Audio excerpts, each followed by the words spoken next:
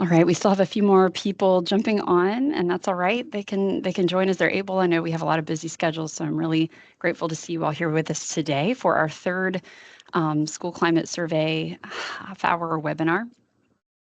My name is Wendy Stevens, and I'm joined here today by my colleague Chad Johnson, and we are your contacts this year for the school climate survey at SCDE, or at least for the teacher and the student surveys. We have some involvement with the parent survey, which we'll talk about today, but you also know that, well, you may know that the Education Oversight Committee actually provides the platform for that one. So some of you may at some point end up reaching out with questions. We may direct you over to them if they have to do with the parent survey, but we will talk a little bit about that one today because we have some setup coming for it.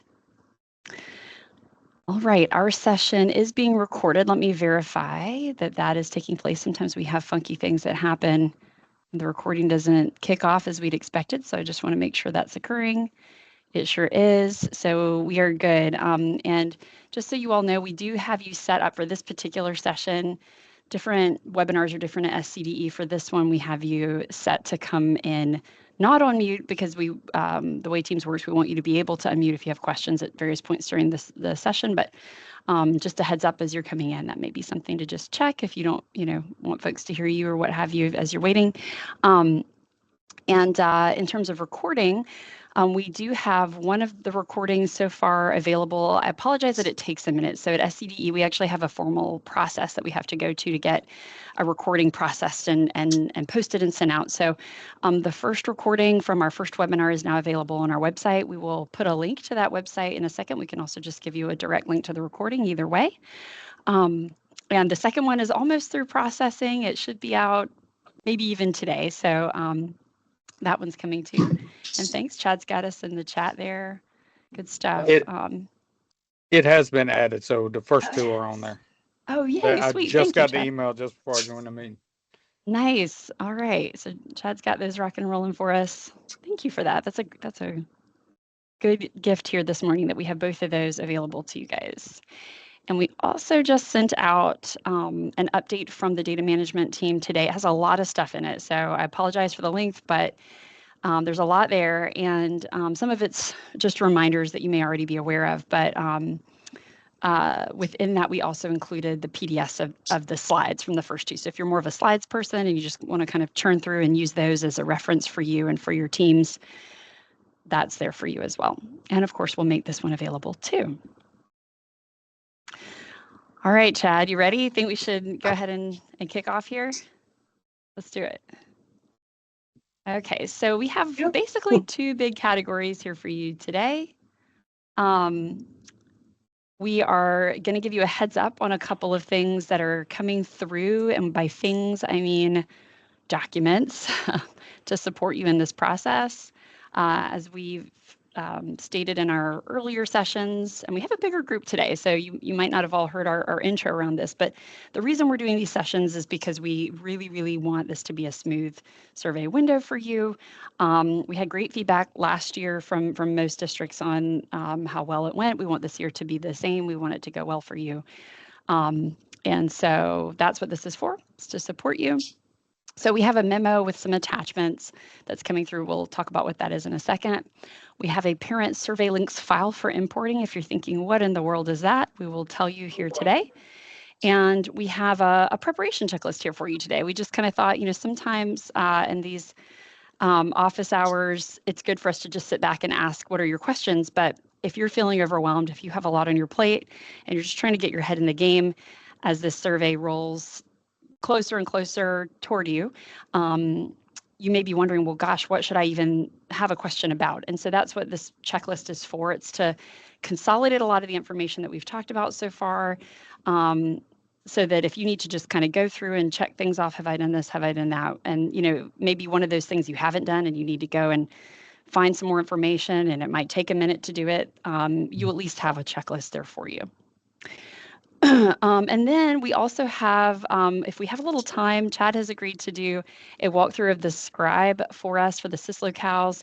We had Tracy from Power School last week who did a walkthrough in Power School, and that may have been kind of a fast walkthrough for a lot of folks. And so we wanted to just pause on that again, let you all know that we do have a scribe documentation that you can use. And so Chad's going to kind of walk you through so that piece of support is not out of sight, out of mind. You know what's in it, you know how to use it, in case that walkthrough was, if it was fast for you and you're feeling like you still need support in that part. All right. So the heads up stuff, here we go. We have a memo and attachments coming through that in a more official sense, right? Than, our team sends out information and it is official, but there's something extra official about a memo coming out, right? So if you kind of need that to get your team together and say, hey, look, the state is reminding us we have this survey coming, this is how it's being administered, you'll have that. We can put a link to this in the chat here, but basically, if you are not someone who gets regular memos from the state, so I know some of you might, depending on your role and how you're set up in the DIMS system. Yesterday. Yeah. Oops, sorry, I didn't get everybody muted here. Hold tight. You too. All right. There we go. I think we're good. So if you're not somebody who gets regular memos from the state, I think you can get on that list. But another thing that you can do is you can check the memo archive that SCDE has on our website. This memo has not come out yet. I think I just saw that it received all the final approvals. We have a routing system for these things, and so it should go out with the next batch of memos. So just be aware that that is coming through. You may get pinged by people in your district who do receive those if it's not you, and they may reach out to you. So you might start to get an uptick in your questions and your emails internally. All right, the next thing that we wanted to give you a heads up on is something that we refer to as the parent survey links file for importing. In time, we like to improve our processes. We have lots of conversations happening at SCDE right now, and how can we streamline efforts like this? But right now, this is just how it's been for the past couple of years. So the way this works is, again, the parent survey is actually not taken and submitted within the eCollect form the way the teacher in the survey is administered. So for the parent survey, the eCollect form that parents get in Parent Portal is a bit of a delivery system. It just delivers what is technically an eCollect form. We hide the submit button so people can't actually submit anything through it. There's nothing to submit. But when they open it, it gives them some instructions and it gives them a link. And that link takes them to a page that has a Qualtrics survey. And it's pretty obvious for them what to do. They go through, they answer the questions, they submit through that.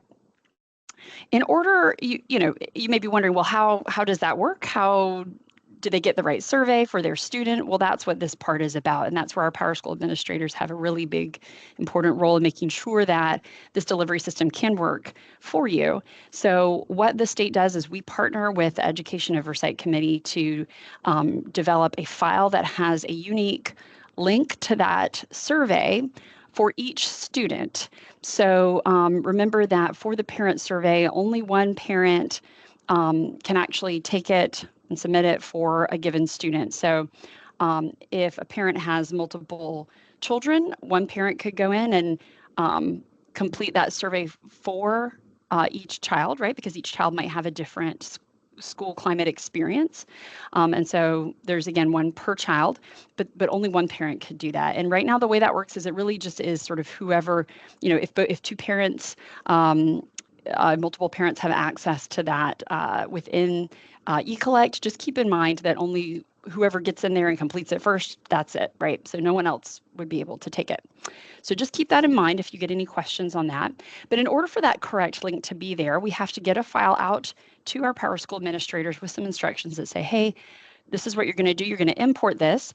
The link is going to be associated with a field that is kind of it's a bit of a hidden field so that people don't accidentally overwrite it with other things throughout the year, but it goes into a field. We'll give you the exact field name, exactly how to import that.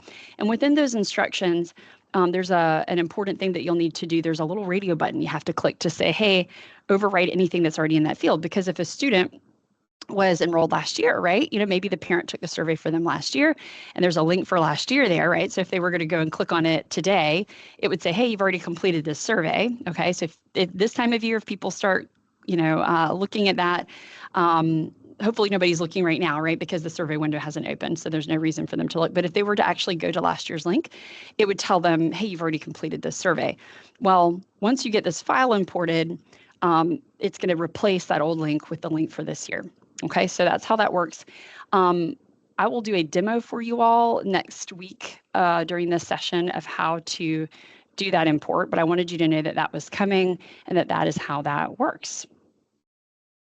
So again, we'll have more time for questions on that next week. We actually have a document already on our webpage that shows the instructions from last year. The instructions should be exactly the same, but just with the dates changed once that's updated.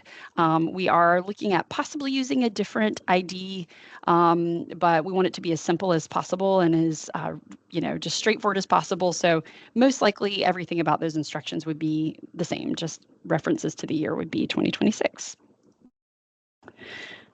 All right, the next thing that we have here is that preparation checklist. And before I get into that, let me just check our chat. I don't know if we'll be able to take too much time for all the questions just yet, but I just want to see if there are any that we can answer quickly. Let's see.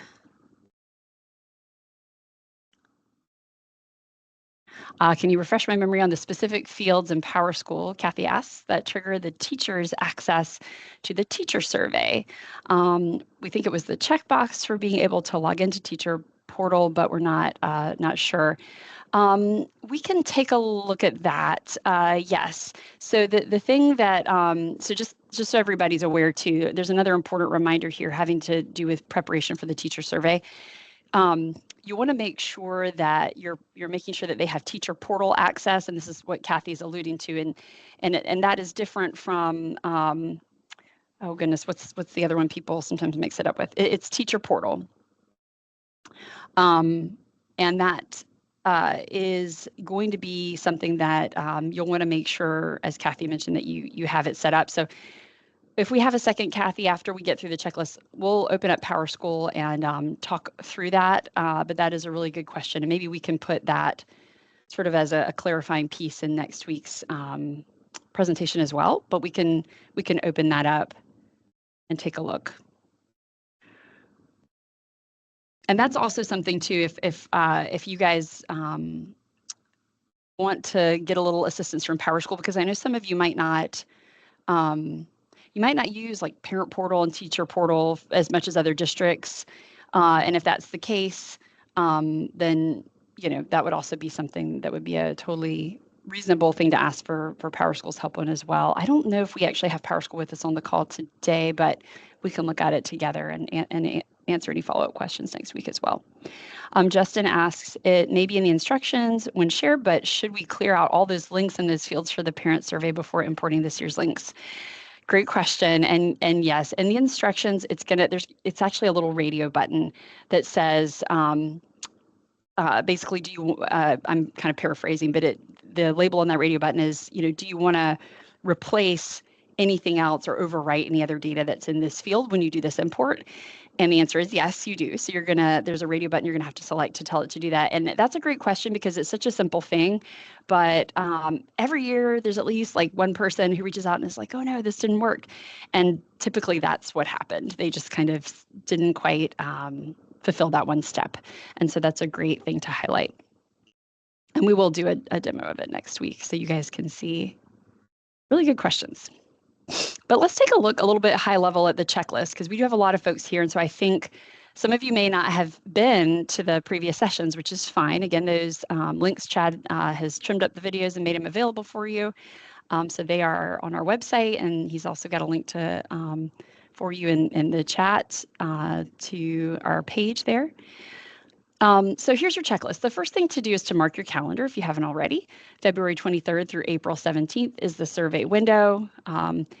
Make sure your calendar's marked. You might want to nudge people internally in schools and in your data teams internally, or however you refer to your work group teams that you might have, nudge them to put it on their calendar as well. Yep. All right, the next thing to do, Kathy was asking a great question about this, so we can look at her specific question there. But generally speaking, this is the to-do here for everyone. So you're going to make sure that the login portal access is ready to go for anyone who might take the survey. A big question we get each year, and this is kind of an interesting one. Folks will reach out and they'll say, well, does so-and-so or so-and-so have to take the survey? Really, all staff members, all teachers, we would encourage you guys to give them the opportunity so that you have that feedback, because the purpose is, for us to all improve. And so when we say have to, I think what people are really asking is who is included in the indicator for the school report card metric. So if anyone asks you that question, that is probably what they mean. And so in that case, I would point people back to our accountability manual, which is going to really detail exactly who's in that metric and how that works.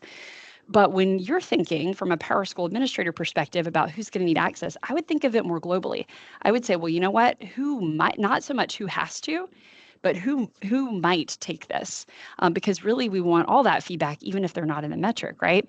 And so you don't end up in a bind later. I would think of it a bit broader, and I would say, well, okay, who on earth would we want to have access so that we don't end up later having to do all these one-offs to get people in there? So that's how I would sort of manage that if I were in your shoes. That's a recommendation. For student portal, similar idea. You're going to see, and in some of our previous slides, we address the specific group who really does need to be given that access. But really, if it's easiest for you to just think of like making sure that all students have that access, that some of your little ones are probably not going to be just going in there on their own and accessing student portal, right? You're probably going to have to give them those instructions, or someone will have to. But going ahead and making sure they have access is good. And then Paraportal is one where I always, we have such a different variety of approaches to it. A lot of districts, I think most districts really do use it quite a bit. So they say, oh, we're ready to go. And then some, they think about this time of year because for, whatever reason, the way their district operates, they don't. And so that would be something to set aside some time to make it, to make available. All right, this one, Chad has done a bunch of follow-up with a lot of you guys and with PowerSchool, checking to make sure you guys are on version 2511 of eCollect. Yep, that's the version, and you don't want any, in fact, you want to, Chad, keep me honest here, I think the message from PowerSchool is it'd be best to just not have auto updates for eCollect firing off in the survey window. Is that right? Correct. The auto updates for eCollect. Very good. Yeah, and I appreciate the distinction there. He says for eCollect, right? So you can still take on your state reportings, right? Probably nobody's thinking about doing a whole SIS update during this window, but that's probably okay. But even with that, you might want to be cautious. Definitely state reporting is fine, but eCollect, maybe hold on those auto updates. So that's a to-do item to check and make sure that you don't get any surprises there. The SIS locales was their focus last week. Again, we got a pretty quick run through from Tracy, so we're appreciative of that, but we also know you might need some instructions to reference. And so before we leave today, Chad will walk you through those so you know what's in those scribe instructions if you haven't had a chance to open them up. A quick recap on what the SIS locales is about. That will just make sure that during the survey window, any student who might need one of the one of the translations that's available, I think it's 7, but I sometimes I think, am I including English in that? Anyway, we have a list of translations, same as last year, that are available, and for those, you need to have the SIS locale set up a certain way so that those are available. We did have some concerns from folks last week about, how that might appear in your portals and whatnot. I apologize for any inconvenience there. The truth of the matter is, if these aren't set up during the survey this way, then those aren't going to be available. So that is just something to consider. We talked about some messaging ideas as to how you can maybe just prep folks and say, hey, look, there might be something that looks a little different than what you're used to, but this is why this has to do with the survey. And I think we had a good question from Leslie last week of, could the actual label for the locale be different to indicate that? And I think that that's no problem as long as the settings. Some of you, if you don't know what I mean, you may want to just follow the instructions to the letter. But Leslie, to your point last week, I think the actual label itself, if you needed to tweak that a little bit to make it clear to your folks, this is for the SCD School Climate Survey and nothing else, I don't think there'd be a problem with that, as long as, again, the settings that are mapped within that are matching what we've provided. All right, communication plan. I would definitely have this on your preparation checklist. I know we're all in IT, and so we're thinking about the guts of things, and we're thinking about all the back end, all the tech stuff. But the truth is, we also have to think about communication, because we know that people are going to reach out with all kinds of good questions that are very legitimate questions, because they don't necessarily know about all that back end stuff and when the deadlines are and these sorts of things. So one of the things I would recommend is, again, touching base with your district team, sharing this information. We're trying to make it available to you so that you can provide it to them. And one thing that we have on our website that should be useful right now to you is instructions on how your parents and your teachers and your students are going to get into the portal to take the survey. Some people love that, and you can lift it and kind of use it as is. Hopefully that saves you some time. Some districts have ways that they really like to tailor their communication for their folks a certain way, and certainly please do that if you can kind of take that and tailor it and give them the essence of it in your own words. That's fine too, either way. All right, and then finally we have monitoring tools identified. So I would add it to your checklist to just make sure that you can find the report portal tools. Some of you have already been doing this and you've reached out. I think we had just a little momentary hiccup in one of the SCDE report portal SE educator tools that helps you identify teachers who would be in your indicator. That resolved itself fairly quickly, but some of you are really on top of things and you reached out. Thank you. We kind of had to just make sure that that was good to go. And then your PowerSchool tools, you have a couple of reports that we've discussed in previous sessions, so definitely catch up on those session recordings if you're wondering what I'm talking about. And we'll probably look at some of those in subsequent sessions, because those are really more for monitoring within the survey window. You're getting all those questions from people, right? Who's taken it, who hasn't? How can we do some outreach to give our teachers a nudge? That's what those are going to be helpful for. But there is also a report portal report that can also help you with your preparation and identifying teachers in the indicator. So that's that might be one of the first ones that we look at in our upcoming sessions. All right, let me check the chat real quick, and then I'll turn it over to Chad here in just a second to go through that scribe again. Thank you. Oh, Brad, you saved the day. He's answered the question. There's a checkbox under staff profile, account access, and affiliations. And you know what? Let me also pull that up if anyone would just like to see it. See if I can do this pretty quickly, Chad, and still give you just enough time to have that scribe, to go through that scribe with us.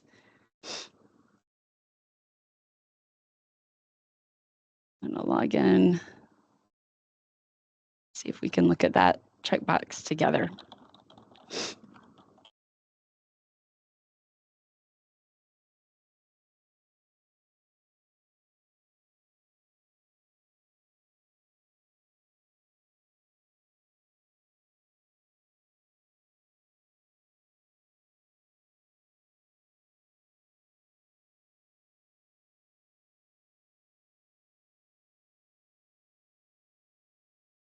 All right, let me share screen again.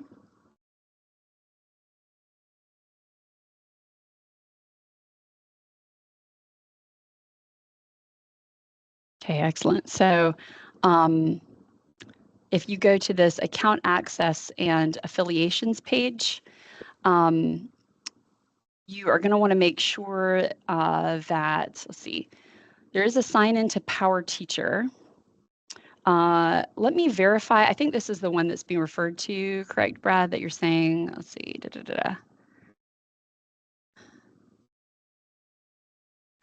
Let me double check to make sure that you have to have, so the teacher portal is not the same thing as Power Teacher necessarily. So let me double check with PowerSchool to see for you guys set up. We have this documented somewhere, and I apologize that I don't have it right on hand today. Let me double check on the checkbox. You may need that. I do believe that your teachers are certainly going to need a username and a password. And so that is something where, you would want to make sure that they are in the system, and then you have that available to them. Yeah, Teacher Portal is different than Power Teacher. So we have a little bit of conversation in the chat. They have to sign into Power Teacher in order to access forms. Thank you, Leslie. Okay, thank you for the reminder there. I had actually forgotten whether or not that checkbox was required. Justin says, just took after the, had to try it a few times. Okay. All right, that might be something for us to check with PowerSchool. Is there some reason why some of you are running into issues getting things to stick with the checkbox? I had not heard that before. That is new for me. Gloria says you've always had to check the box. Okay, good teamwork here, guys. Thank you for the reminder here. This checkbox is important. Let me ask PowerSchool if there's any reason why that would not stick in some cases. I hadn't heard that before, but if you run into that issue, that is definitely something that might be worth a ticket as well, just to have that looked at. But should be pretty straightforward to get your teachers set up, and I would definitely have somebody test that out on your end. All right, Chad, I'm going to turn it over to you to do a walkthrough of the Scribe. I don't think everyone here has seen it because we have a few more people this week than we've had in the past, which is great. And I put the link for Scribe in the chat. If anybody else needs it, you can either, if you can't scroll up and find it, let me know and I'll post it again.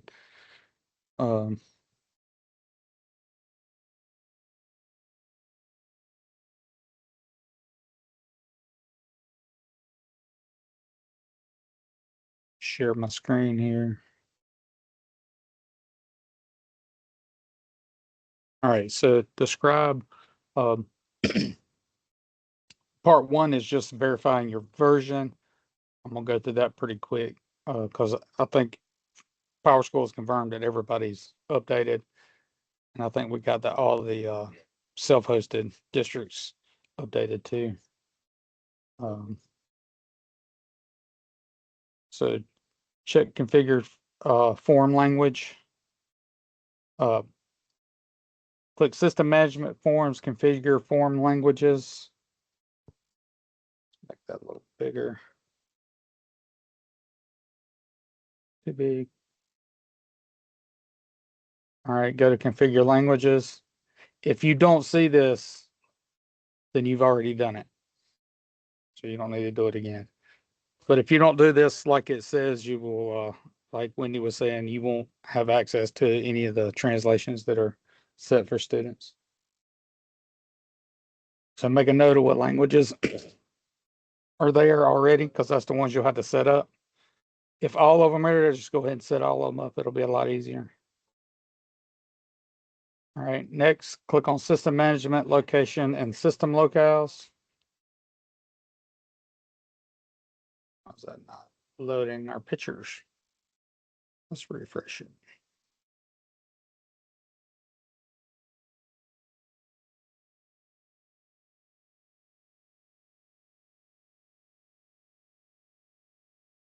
All right, so now we're going to click on System Management, Localization, and System Locales.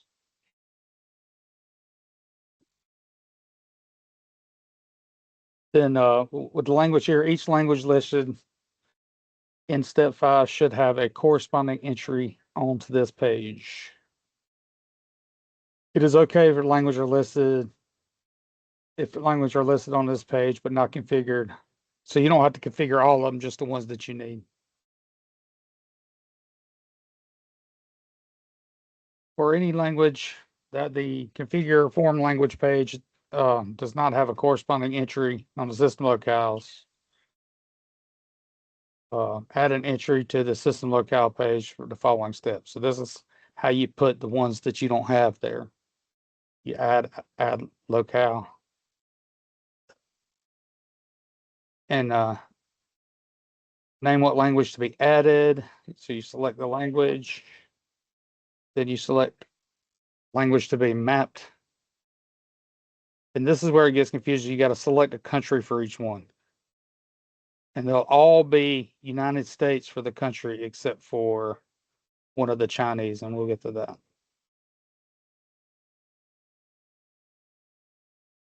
Select the date format, consistent, issue, month, day, year.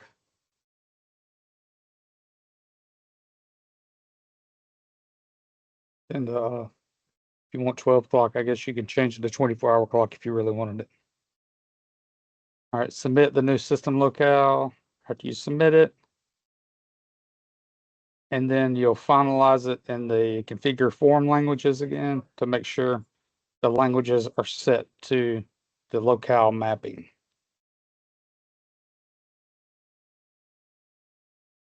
And then you'll submit that page. We just did English and Spanish on this demo, but you'll have more here if you don't.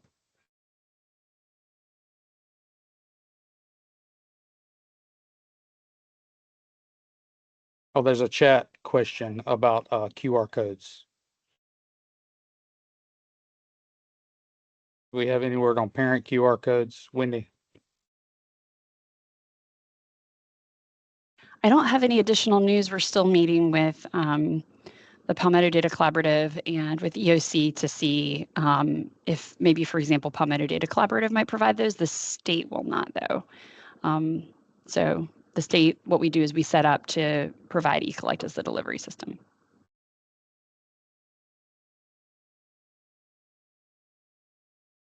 And then the next step, this is important. Once you set your locales, the locale mapping to the language, you won't see it anymore. So if you go here and you've already done it and you were just checking to see if it was done, it won't show anything. And that's it. Once you get nothing here, that means all your languages have been mapped, and that means that your parents, students, and teachers will have access to the multiple languages you put. Does anybody have any questions about setting the system locales? And as always, y'all can reach out to us individually if you need us. For sure. Chad, thanks for doing the walkthrough. I think we had some folks who just jumped on. They may be asking if we can get the link posted back. Yeah, let me grab that real quick. I got it. You got it. Awesome. And I know we're a couple minutes over, so we'll go ahead and wrap everybody, and we'll make sure this video is included with everything provided. And we hope to see you again next week, if we don't talk with you before then, at another meeting. Everyone have a great weekend. Stay safe. Someone asked, can we show the checklist again? I'll throw it up here real quick on the screen if y'all need to grab a screenshot or something. I gotta see. Anybody jumped on a little later or they didn't quite get their screenshot and you don't want to wait on the slides, this might be a good thing to take a quick screenshot of.